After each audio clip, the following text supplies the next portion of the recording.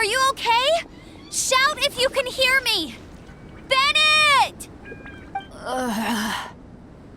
A voice. Over there. Bennett, is that you? Guys, I'm over here. Are you alright? Are you hurt? Let me check. I'm a little dizzy, but I'm not in any pain. I don't think I'm injured. Thank goodness. Scared the life out of me. If you're dizzy, sit and rest for a while. It's fine, really. This kind of thing happens all the time. I'll be fine. Thank you. Wait, where's Albedo? Isn't he with you guys? We thought he fell off the cliff with you! He still hasn't shown up? We found Bennett here, so Albedo can't be far away. Keep searching this area. Got it!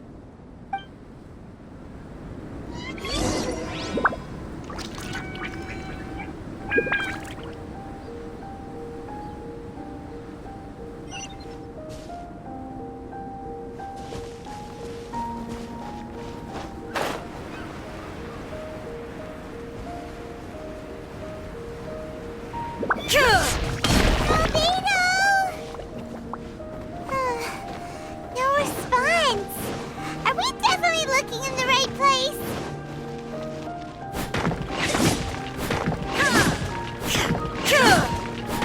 He's not here either.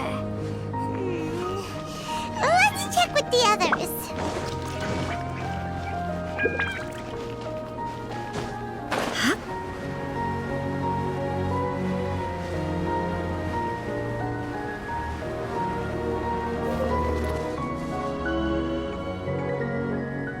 Well, any sign of him?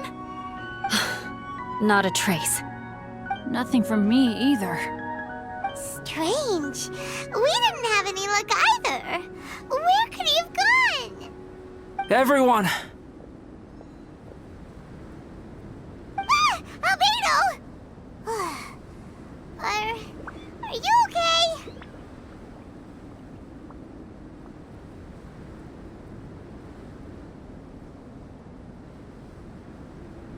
Nothing serious. Okay, everyone accounted for. Guys, I think it's gotta be because of me. The avalanche only happened because I'm here. I guess flipping a treasure hoarder insignia isn't gonna change my luck after all. No wonder no one wants to go adventuring with me. I'm so sorry. Don't say that. I'm hardly the lucky type myself, so I'm not about to go blaming every little thing that goes wrong on you. Exactly. Besides, Dragonspine is a dangerous place. Avalanches literally come with the territory. Bad luck has nothing to do with it, okay? Traveler, what's wrong? Your face looks... Oh no, did you get hit on the head? Phew. Everyone, the incident is behind us now. We should keep moving. Why do I feel that Dragonspine has become more dangerous than it used to be? I hope it's just my imagination. Our top priority now is to get off the mountain and regroup with the adventurers. Whatever further dangers this mountain has to throw at us, we must face them together. Agreed. Guys, keep your eyes peeled and watch your step. Careful does it.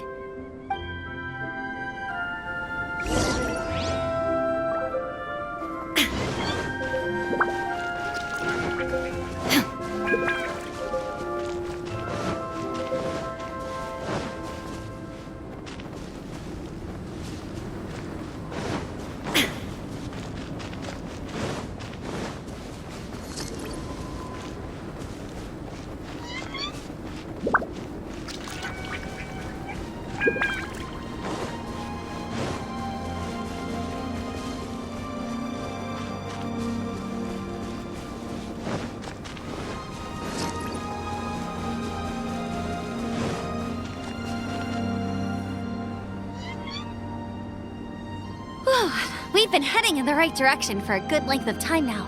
We must be getting close. I can feel it. Victory is in sight! Hooray!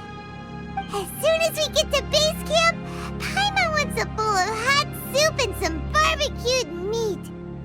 I hope we can all get there safely. No more incidents, please.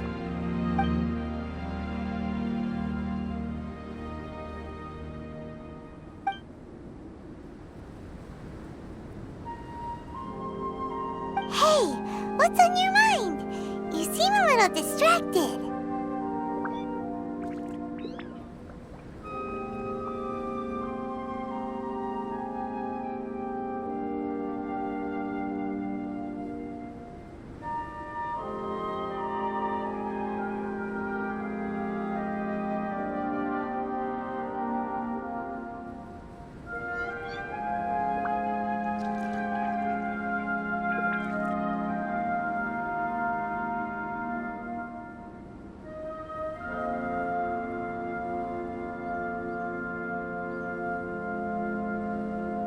Something's up, isn't it?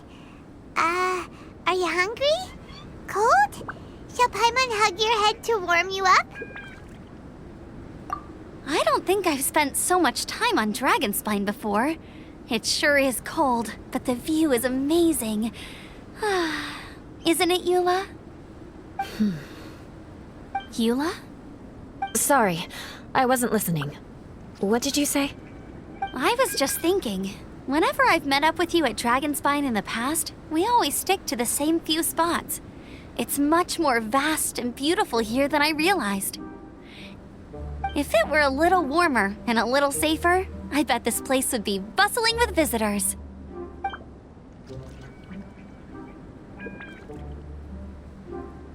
I agree. People are put off by the cold and have an aversion to danger. They don't realize that there's much to explore beneath the icy exterior, if you were willing to spend the time and energy. Albedo, is this the way down? Yes. I think there are several routes in this area.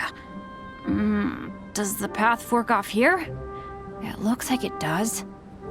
But maybe it doesn't. My head's still a little fuzzy from the impact. I'm kinda dizzy too. I keep thinking things are swaying a little. Maybe I'm just hungry. Either path will work for us.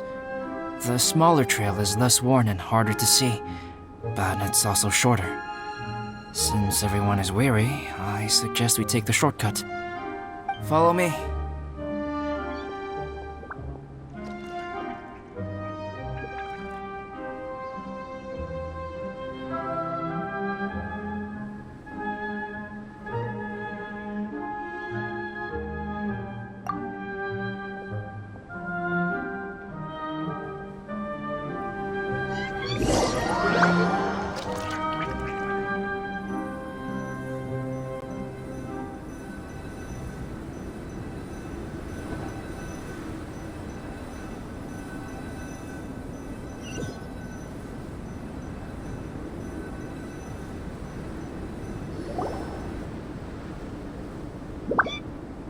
Wait.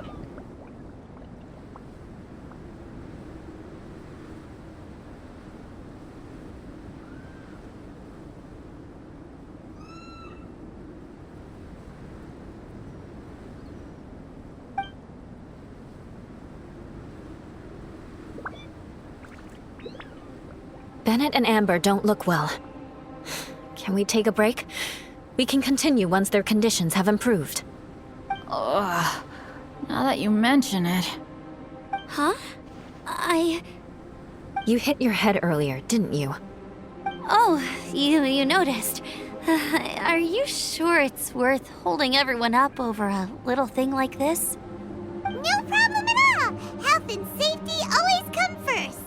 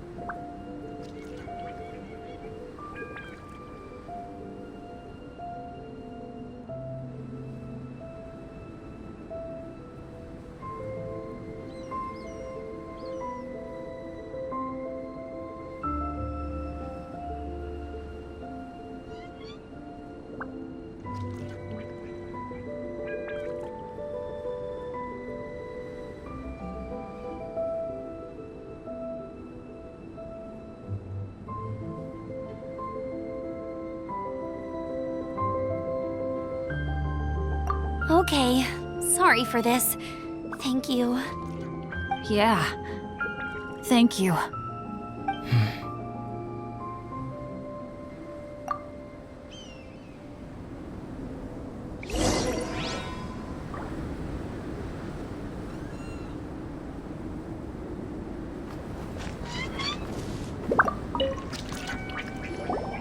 Drinking some water can help with the dizziness. Oh, and lying flat on your back helps too. Thank you, Bennett. Seems like you really know your stuff. Well, when life gives you lemons. Bennett, weren't you feeling dizzy too? Stop pushing yourselves, both of you. Get some rest. We'll continue when you've gathered your energy. Yula might come off as a little frosty, but she takes caring for her friends super seriously, more than anyone else I know. Every time I see that look on her face, I'm just like, ah, stop staring at me.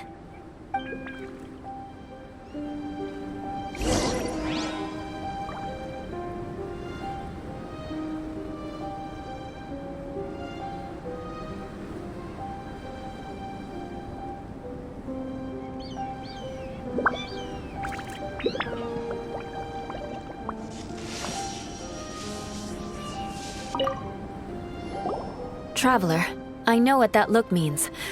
What's on your mind?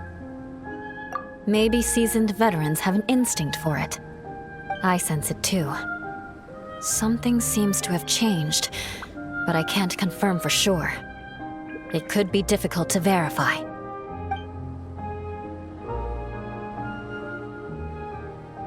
It might be imprudent to speculate out loud, but I believe you know what I am referring to.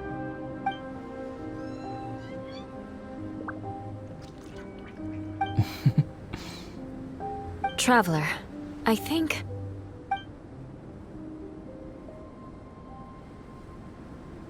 you...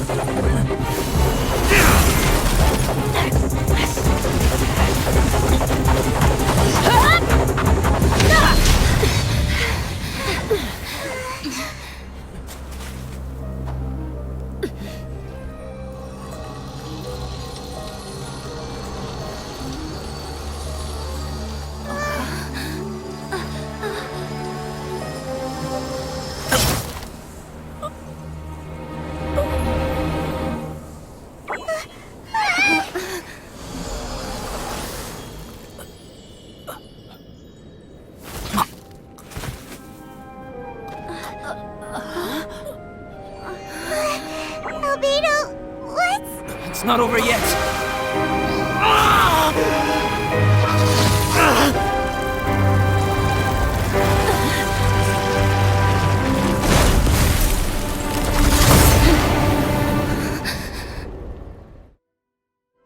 Brace yourselves. This'll be a challenge. Stay back! I'm going to cut this weed down to size! Stabilize! This is order!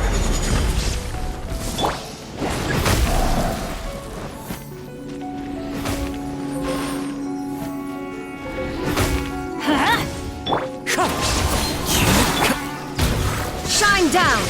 Torn to oblivion!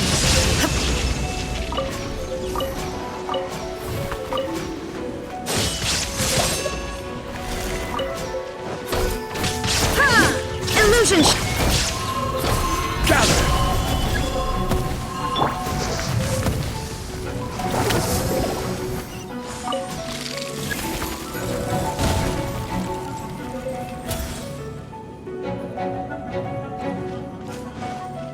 Adventure time! Into the wind. Solidify!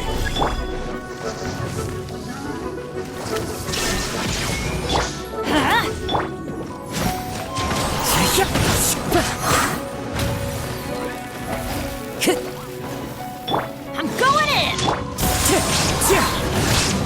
Clouds high. The birds shine down. Stabilize! Wind strike.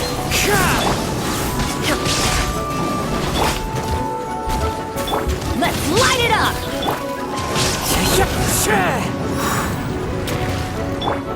Illusion shattered. Solidify! Let's light it up! Order guide you! Let's light it up! Shine down. Inazuma shines eternal. What in the world was that thing? One moment it was human, the next it was a plant! Is everyone alright? We're fine. But can you please tell us what's going on? I don't understand. I take it this monster is whom I had the pleasure of meeting last time. Correct. As you might have guessed, this is a mutated whopper flower. An extremely rare kind. But can whopper flowers turn into humans? Not typically, but conditions on Dragonspine are far from typical. Perhaps the dragon's blood seeped into the land, then was passed to the monsters via the ley lines, accelerating their rate of mutation. How could that happen? This mountain is home to the remains of Durin, the venomous dragon. If there is anywhere in the world one might expect life to do unfathomable things, it would most likely be here. Durin was an artificially created life form. Its existence is nothing short of a miracle, and proof of countless possibilities. In other words, this mountain we stand on is a cradle of life's profoundest mysteries. A vast and terrifying hotbed of possibilities. The avalanche.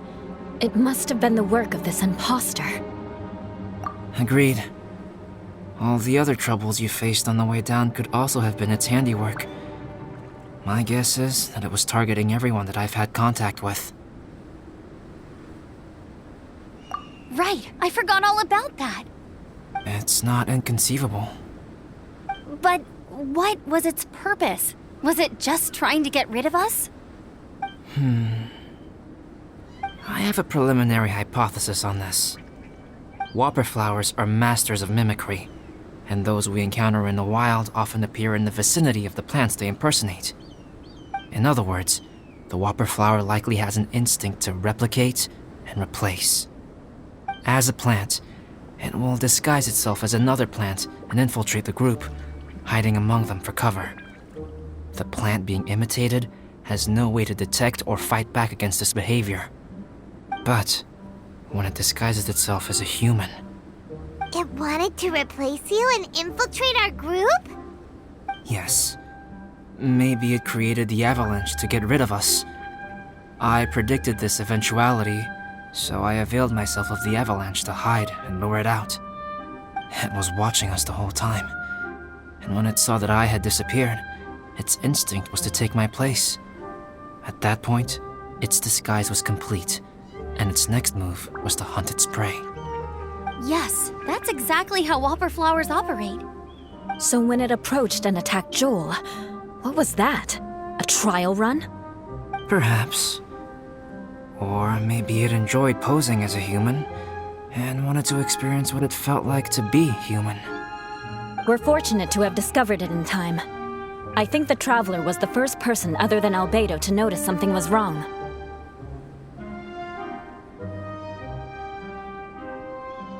Traveler, how could you tell the real me and my imposter apart? I want to know too. I had no idea the other guy was an imposter. They looked exactly the same to me. I see. It goes to show how difficult it is to impersonate a human. This mutant whopper flower tried its best to replicate the original exactly, but still managed to miss some details. Unbelievable. To think that Dragonspine creates such terrifying possibilities.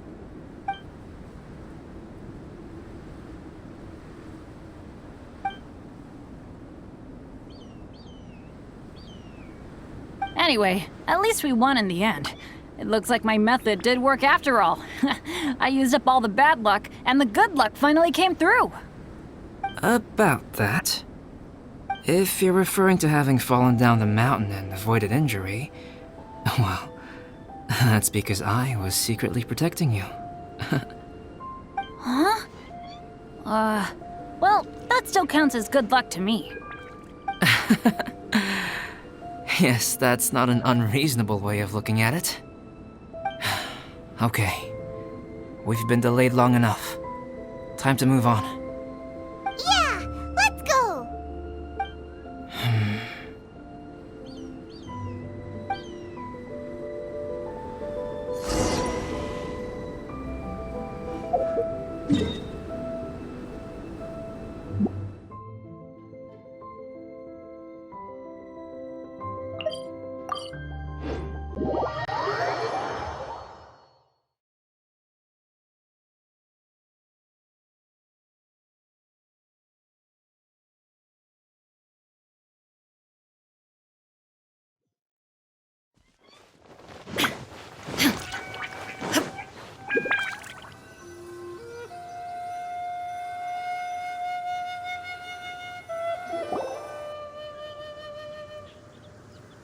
Woohoo! I'm back!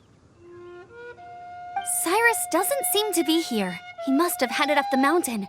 Let's wait for him here. Amber, are you feeling better? Yep, all good now. Nothing to worry about.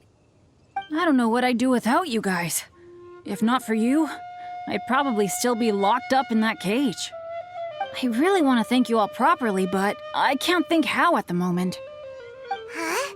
You must be pretty used to being on the receiving end of people's kindness by now, though, surely. You probably need it often enough given your situation. Come on, don't put it like that. Sure, plenty of people have shown me kindness before, but that doesn't mean I will ever take it for granted. No matter how many times people help me out in life, I will never forget any of them. Well, instead of repaying those who helped you, perhaps you could help others yourself. Everyone meets others in need from time to time. By choosing to be there for them, you're passing the kindness you received on to others. Yep, you're right. That's what I've always tried to do, and will always continue to do. Right. And when Cyrus gets back, I'll find some way to help him out too. This has been quite an eventful day. Yeah, it has. It's really hit me how tired I am now that I've started to relax. I need to rest. Everyone, please excuse me for a while. Yeah, I need to get some water and maybe a piece of fruit. Once I'm rested up, I need to get back to being an instructor again. Well, it looks like the curse of the mountaineers who couldn't get off the mountain is finally broken. Feels like an action-packed chapter has come to a close. Shall we find somewhere to rest and chat too? Why not? Then please, come with me. You sensed something too, didn't you? Then let's go. Huh? Are you going back to your camp again? Paimon thought maybe we could talk here. Okay. Might as well come with you. Good. Shall we set off right away?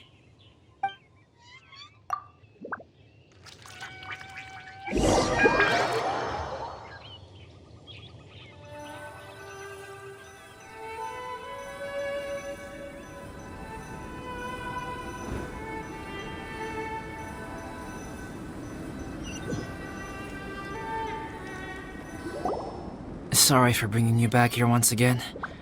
Some topics are best discussed in private. Is this about the imposter? That's right. I have to say, Traveler, I'm very surprised you noticed the difference between me and the imposter. Yes, this mark. Perhaps it's where it all began. Ooh, sounds like the beginning of a big story. Keep going.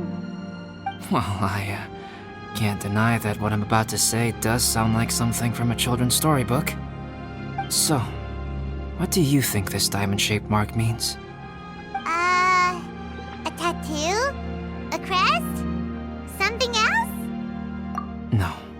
Consider it a birthmark.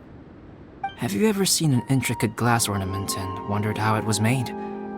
Well, one method for crafting with glass is a technique known as glass blowing. Glass blowing is not a widely known art in Teyvat. For this reason, glassware made in this way is usually very expensive. As the name implies, glass blowing involves blowing air into a hole, much like blowing up a balloon. This type of glassware is known for having a pontal mark at the point where the blowpipe was inserted, where the hole was sealed at the very end. This mark is a sign that the item was crafted by a human hand. Sounds kind of amazing. It is a wondrous and beautiful art form. Alice says that these marks are seen as proof of the maker's fine handiwork, the only flaw in an otherwise perfect work of art. My mark is something similar to this. The difference between synthetic and natural life lies in the directional flow of the life force. The energy of a natural life form flows out from within. That's why flower buds bloom and curled leaves unfold. And it's the very reason we watch and wonder at blossoming flowers. Creating life artificially, on the other hand, involves, to a certain extent, the introduction of an external source of energy into the embryonic life form. When the hole where the life force was infused is sealed at the end, it leaves a mark not dissimilar to the pontal mark in blown glasswares. The alchemical substance drips and spreads out in all directions, resulting in this rather ingenious diamond shape. Wow! So that's where it came from. This mark is a sign of my artificial origins, and proof of my imperfection as a human. I presume that the impostor intentionally avoided replicating this mark, so as not to become less than perfect himself. You are fundamentally different from other people. I have few qualms about sharing my secrets with you. Just as Paimon said, it all sounds like a story. Even if you were to tell anyone else, they would regard it as nothing more than a tall tale. The transcendent and miraculous are not the only things to which human beings aspire. They pursue the everyday, the ordinary, to a far greater extent than I would have ever imagined. People like to believe that those who are thoroughly different from themselves could only ever exist in stories. It makes things much easier. Or, in other words, all the unfathomable things we've seen recently would make good material for a novel. I have friends who write novels. If they wrote this story, it'd probably be even more complex. Making up stories is easy. Even Paimon can do that. Oh, I didn't know you had that kind of talent. Paimon's the best guide in Teyvat. Making up stories is a piece of cake. In that case, how about we have a storytelling contest? We can base our stories on the events of the last few days. Sounds great. But we still have to help out the Adventurers Guild. I understand. Creativity is something that cannot be rushed. Take your time, and come back when you have found some inspiration. We'll see whose story is more compelling. Deal! Okay, we'll regroup with the Adventurers Guild for now. Sure.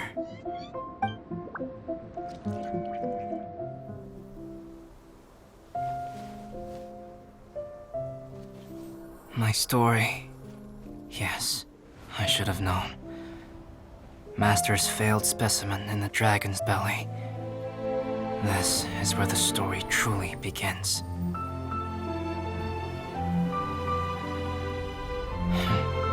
If we switched places, if you were the survivor,